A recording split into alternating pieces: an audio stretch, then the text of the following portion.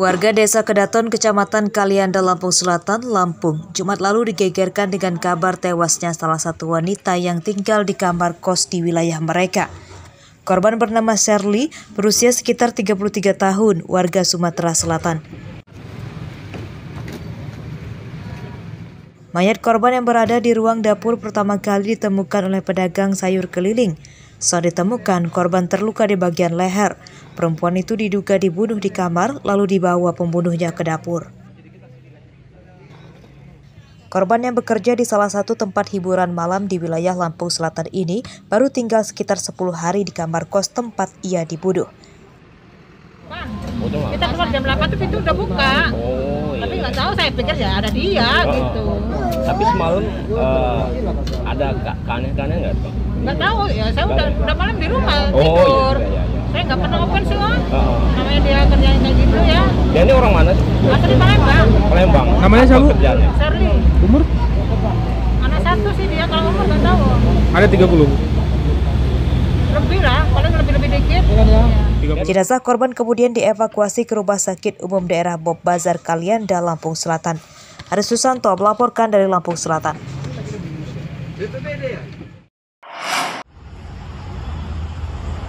Tim khusus anti bandi 308 Polres Lampung Selatan menangkap 3 orang tersangka pembunuhan Shirley, seorang janda yang tinggal di sebuah rumah kos di Desa Kedaton, Kalianda. Satu tersangka warga Kalirejo, Lampung Timur, ditembak kakinya karena berusaha kabur. Sedangkan 2 teman tersangka warga Legundi, Kecamatan Ketapang, Lampung Selatan. Siapa yang bunuh? Kenapa kamu bunuh? Dari hasil interogasi polisi, ketiganya berkenalan dengan korban yang membuka jasa prostitusi daring melalui sebuah aplikasi pesan berbasis internet. Terus? Saat bertemu, ketiganya malah terlibat keributan dengan korban terkait tarif jasa prostitusi. Ketiga tersangka kemudian membunuh korban dan malah membawa kabur motor serta ponsel korban. Hingga berita ini dibuat, polisi belum memberikan keterangan resmi terkait identitas dan motif pembunuhan. Korban ditemukan tewas di tempat kamar tinggalnya pada Jumat lalu. Mayat korban yang terdapat luka sayatan di leher ditemukan di dapur. Para tetangga juga belum mengenali korban secara dekat, karena korban baru tinggal 10 hari di indekos tempat ia terbunuh. Haris Susanto melaporkan dari Lampung Selatan.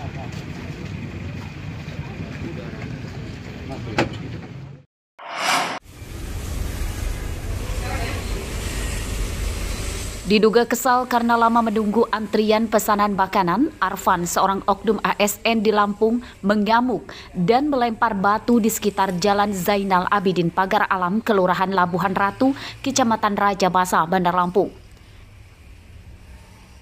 Dalam video yang beredar di media sosial, oknum PNS yang mengenakan baju batik merah awalnya mendatangi warung bubur dan sempat duduk. Tak lama, pria yang diketahui oknum di Inspektorat Lampung itu marah dan mengancam menutup warung bubur. Membela rakyat kecil dibilang perusak negara. Membela masyarakat kecil dibilang perusak negara. Seorang pengunjung juga tak luput dari emosinya. Karena tidak terima saat ditegur dan diingatkan, seorang pengunjung dan pemilik warung bubur pun akhirnya menempuh jalur hukum dan melaporkan oknum PNS itu ke Mapolresta Bandar Lampung. Siapa yang ngajakin berantem? Itu kejadian sekitar jam berapa sih, Mas? Kejadian sekitar jam 9-an. Jam 9-an. Itu kronologinya seperti apa kalau boleh tahu, Mas? Orangnya agak tua sih. Terus dia nyolot aja, ngajak berantem terus. Gimana? Ngajak berantem. Ngajak berantem. Iya. Siapa yang diajaknya berantem, Mas? Orang jauh lah sih. Oh, di sini pelanggan juga. Iya. Infonya si tukang bubur diancam akan dibubarin. Nah, makanya untuk oknum-oknum seperti ini jangan sampai satu makhluk jelek seperti ini, sifat jelek seperti ini membuat mencoreng muka seluruh pejabat pemerintahan di Provinsi Lampung maupun di wali kota atau di Kota Bandar Lampung. Nah, makanya atas semua saran itu, melihat itu semua, insya Allah siang ini ya saya akan melaporkan beliau ya, oknum tersebut patut diduga sebagai ASN Prof Lampung, dilaporkan ke Polresta Bandar Lampung. Kasusnya kini masih ditangani Satreskrim Polresta Bandar Lampung. Polisi masih mempelajari materi laporan kedua pelapor untuk ditindaklanjuti sesuai aturan perundang-undangan yang berlaku. Ini sedang kita lakukan penyelidikan, segera mungkin kita akan tangani nanti dugaan pidana apa yang terjadi seperti itu. Barang bukti yang sudah kita dapatkan apa saja? Kemarin yang disampaikan itu ada batu yang pada saat divideokan itu ya ada diamankan juga seperti itu. Kalau untuk terlapor itu memang ASN atau seperti apa Pak Kasat? Disampaikan di situ di ASN ya, namun nanti kita akan dalami apakah memang ASN atau bukan ya. Polisi akan segera memanggil beberapa orang saksi yang ada di TKP. Jika terbukti bersalah, terlapor akan dijerat dengan pasal 335 tentang ancaman kekerasan dengan ancaman pidana 4 bulan penjara. Arsadi Saputra melaporkan dari Bandar Lampung.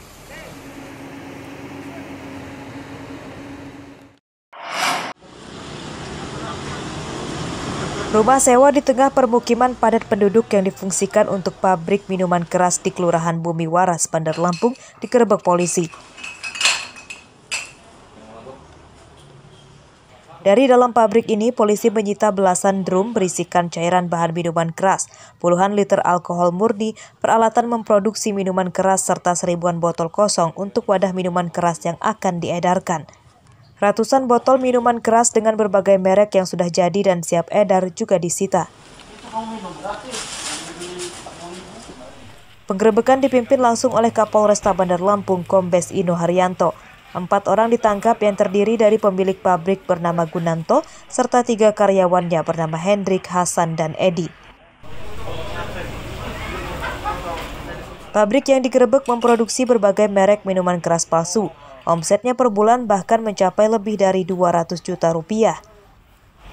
Pengakuan dari para pelaku, ini beroperasi sudah 8 bulan, artinya sejak bulan Desember 2020. Ini masih pengakuannya. Jadi kita tidak berhenti di pengakuan saja.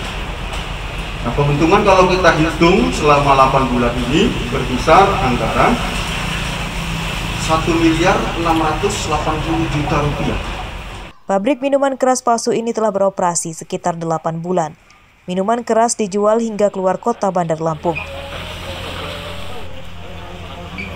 Ya, sesuai tadi? Ya tadi ya 50 ya. 50 kurang lebih. Jualnya kemana? Ya. Oke, terima kasih. Luar provinsi. Luar kota. Ya. Kalian dari mana Mas? Oke, coba. Belajarnya dari mana? Tidak. Keberadaan pabrik minuman keras palsu ini terungkap setelah polisi mendapat laporan warga yang resah dengan aktivitasnya. Polisi menjerat para tersangka dengan pasal 204 KUHP ayat 1 junto pasal 55 tentang pembuatan minuman keras yang diedarkan secara ilegal. Ancamannya 15 tahun penjara. Robi Laste melaporkan dari Bandar Lampung.